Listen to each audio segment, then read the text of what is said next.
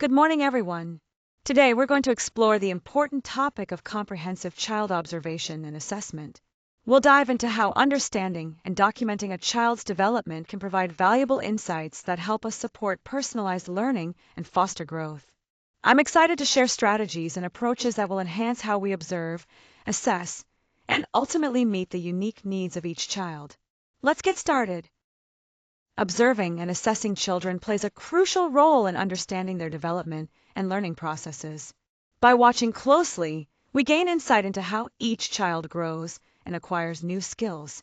This helps us identify their unique strengths, needs, and interests, allowing us to see what makes each child special. With this understanding, we can tailor learning experiences to match their individual pace and preferences, making education more effective and engaging. Observation is also vital for spotting any early signs of developmental delays or challenges so that timely support can be provided.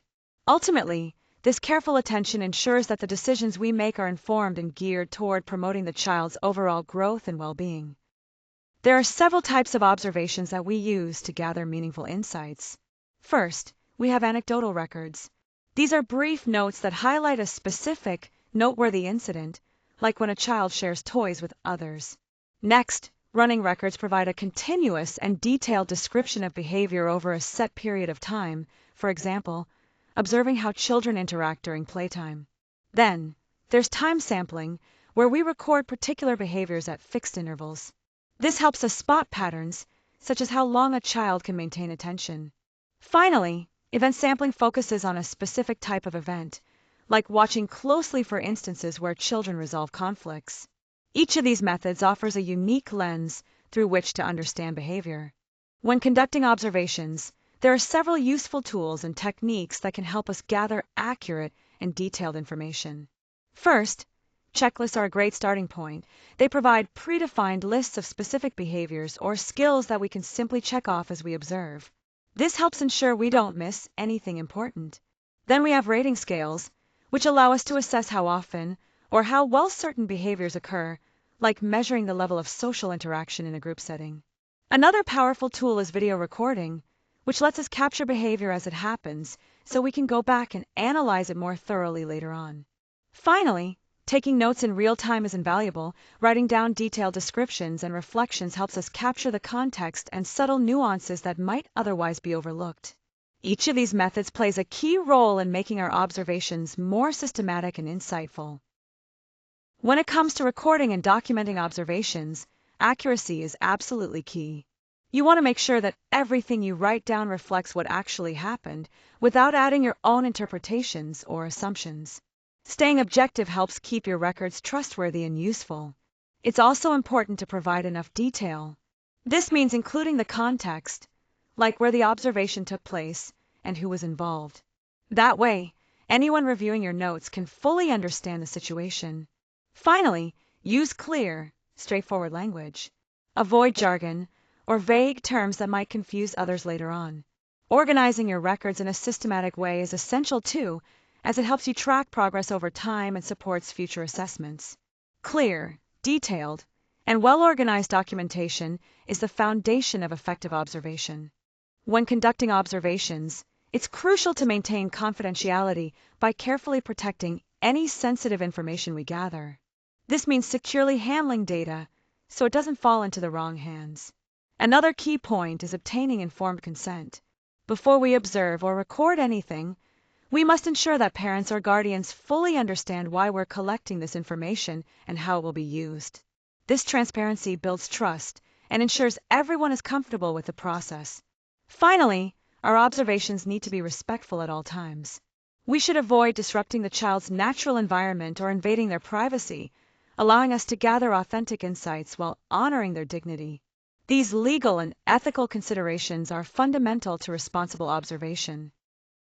When assessing developmental domains, we look at 4 key areas.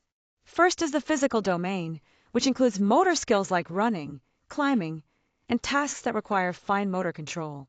Next is the cognitive domain, covering abilities such as problem-solving, memory, language use, and reasoning. Then we have the emotional domain, where we observe how children express their feelings, manage self-regulation, and show empathy towards others. Finally, the social domain focuses on interactions with peers and adults, the ability to cooperate, and effective communication. Understanding each of these areas gives us a comprehensive view of a child's development. When we use observations effectively, they become a powerful tool for shaping our curriculum and interventions to fit the unique needs of each child. By carefully looking at the data we collect, we can tailor what we teach and how we support students in a way that truly benefits their learning. Observations also help us identify both strengths and challenges, which guide us in setting realistic goals, choosing effective teaching strategies, and wisely allocating resources where they are needed most. Finally, regularly reviewing these observations ensures we stay responsive and flexible, making timely adjustments that address children's changing needs. This ongoing process helps us create the best possible learning environment and improve outcomes for every child. When conducting observations, we often encounter several common challenges. These include observer bias, where personal perspectives influence what we notice, limited time, which can restrict how much we observe, and inconsistent recording, leading to unreliable data. One effective way to overcome these challenges is by involving multiple observers. This brings in varied perspectives and reduces the risk of bias. Another important practice is establishing a consistent observation schedule. Regularly scheduled sessions help maintain consistency and reliability in the data we collect. Finally, it's crucial to be aware of our own biases and actively work towards neutrality. At the same time, we should focus on concise and efficient documentation to make the best use of our time while ensuring the observations are clear and actionable. When it comes to communicating your findings, the key is to be both clear and objective. It's important to share information in a way that parents and professionals can understand easily without jargon or technical terms. Providing balanced feedback is essential. You want to highlight the child's strengths while also gently addressing areas where there's room for growth. This approach helps to create a positive and constructive dialogue. Additionally, always respect confidentiality and be sensitive to the feelings of everyone involved. Encouraging collaboration and open communication ensures that everyone works together to support the child's development effectively.